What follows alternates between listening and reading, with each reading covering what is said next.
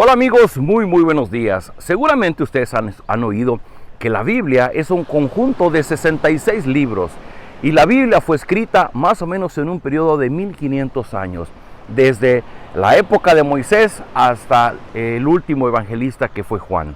Y lo interesante de la Biblia y lo que le da una evidencia del poder que hay en ella es la forma en que está interconectada el Antiguo con el Nuevo Testamento.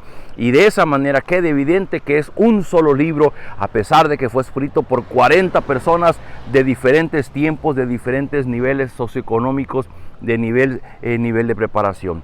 Pero hoy vamos a ver en Hechos que transforman nuestra vida, el libro de Hechos de los Apóstoles, capítulo número 7. El día de ayer empezamos a leer cómo Esteban fue llevado ante la Junta Suprema una vez más, porque ellos no querían que se predicara de Jesucristo. Y Esteban tuvo una brillante idea, inspirado por el Espíritu Santo. Él inicia un discurso. Es cierto, es un capítulo muy largo, y yo quisiera leerlo porque es muy interesante. Si usted quiere ver resumida la historia del pueblo israelita, aquí en este capítulo, en este discurso de Esteban, usted la puede encontrar. Ya el día de ayer leímos hasta el versículo número 16 del capítulo 7, hoy leo del versículo 17 en adelante. Y dice: pasó el tiempo y a Dios le pareció bien cumplir la promesa que le había hecho a Abraham. Mientras tanto en Egipto cada vez había más y más israelitas. Comenzó a gobernar en Egipto un nuevo rey que no había oído hablar de José. Este rey fue muy malo con los israelitas y los engañó. Además los obligó a abandonar a los recién nacidos para que murieran. Esta historia usted la puede encontrar al inicio del libro de Éxodo capítulo 1. Dice: en este tiempo nació Moisés, era un niño muy hermoso, a quien sus padres cuidaron durante 3 meses sin que nadie se diera cuenta. Luego tuvieron que abandonarlo, pero la hija del rey lo rescató y lo crió como si fuera su propio hijo.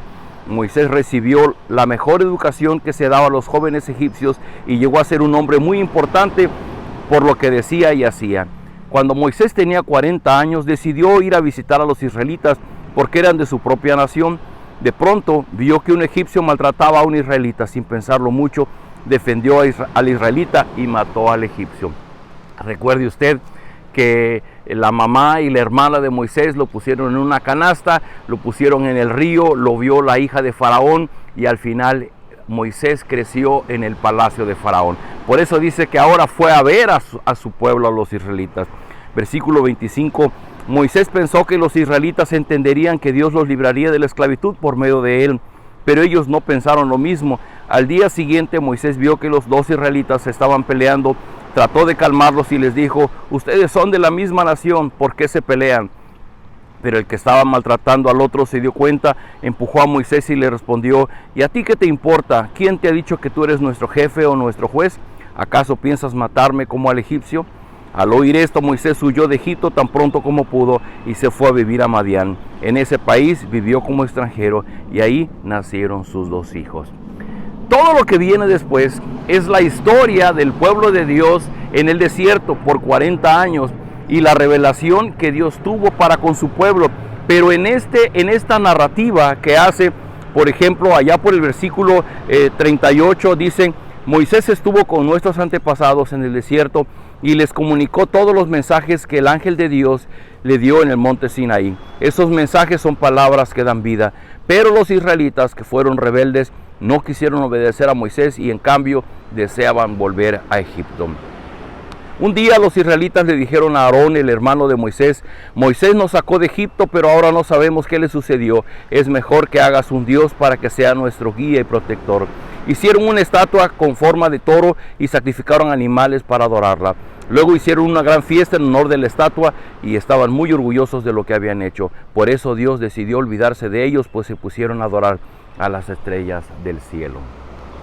No alcanzo a leer todos los textos de este capítulo. Yo le invito a que usted ahí en su Biblia con calma lo lea en su casa y vaya subrayando cada personaje y cada momento histórico que el pueblo fue viviendo. Lo que está haciendo aquí Esteban es un resumen. Yo no sé qué tanto había estudiado Esteban o fue la presencia del Espíritu de Dios en su vida, pero está haciendo un resumen. Esteban tenía en su mente la historia, todo el Antiguo Testamento, y lo estaba resumiendo en este momento, y va a aterrizar en David hacia los últimos versículos de lo que nos toca leer hoy. Dice: Versículo 46. Como Dios quería mucho a David, éste le pidió permiso para construirle un templo donde el pueblo de Israel pudiera adorarlo. Sin embargo, fue su hijo Salomón quien se lo construyó. Pero como el Dios Todopoderoso no vive en lugares hechos por seres humanos, dijo por medio de un profeta: el cielo es mi trono, sobre la tierra apoyo mis pies. Nadie puede hacerme una casa donde yo pueda descansar. Yo hice todo lo que existe. Y el día de mañana nos toca leer la tercera parte de este capítulo, y es la última, donde Esteban hace su cierre de su discurso. Y va a ver de qué manera cerró Esteban su discurso. Pero solamente por hoy quiero decirle algo. ¿Qué es lo importante de la Biblia? Lo importante de la Biblia es un libro que se escribió desde hace 1400 años antes del Señor Jesucristo. Y se escribió por más de 40 varones en el transcurso de la historia, y todavía se sigue escribiendo en el Nuevo Testamento después de la venida del Señor Jesucristo, hasta 80, 90 años después. Pero este libro de tapa a tapa es una sola historia, es la historia de la redención. Y eso es lo que está haciendo Esteban. El propósito de Esteban al platicar desde Abraham, que fue la persona que Dios llamó y fue el patriarca, fue el padre del pueblo israelita, del pueblo hebreo, y cómo la historia se va desenvolviendo hasta llegar, en este caso, hasta el rey David.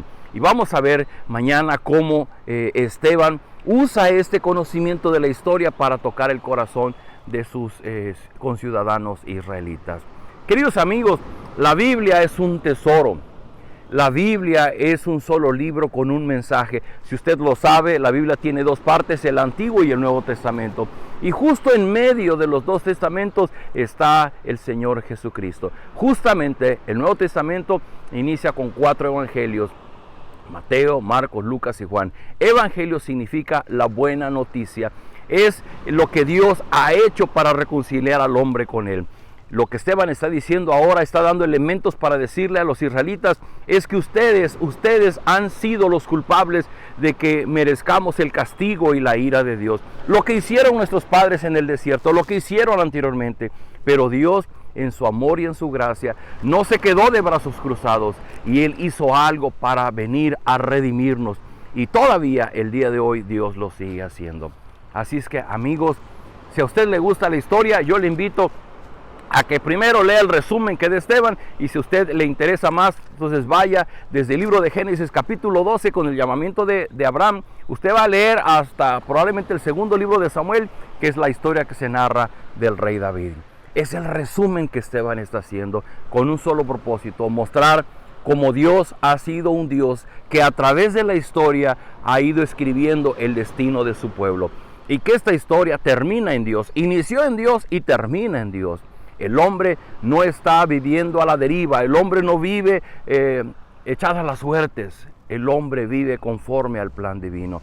Pero en ese plan el hombre tiene que someterse a la autoridad de Dios, y el pueblo no quiso sujetarse a la autoridad de Dios. Este fue principalmente el problema del pueblo israelita, que nunca quiso sujetarse, someterse a la autoridad de Dios.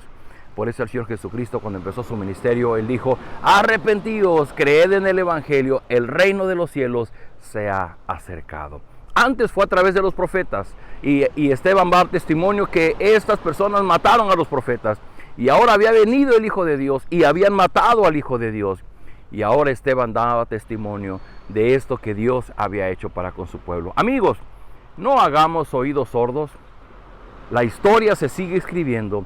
La Biblia es parte de ella. Yo te invito a que la estudiemos, porque en la medida que podamos leer la Biblia, entenderemos por qué vivimos lo que hoy día vivimos, y entenderemos qué es lo que Dios pide de nosotros y hacia dónde estamos caminando.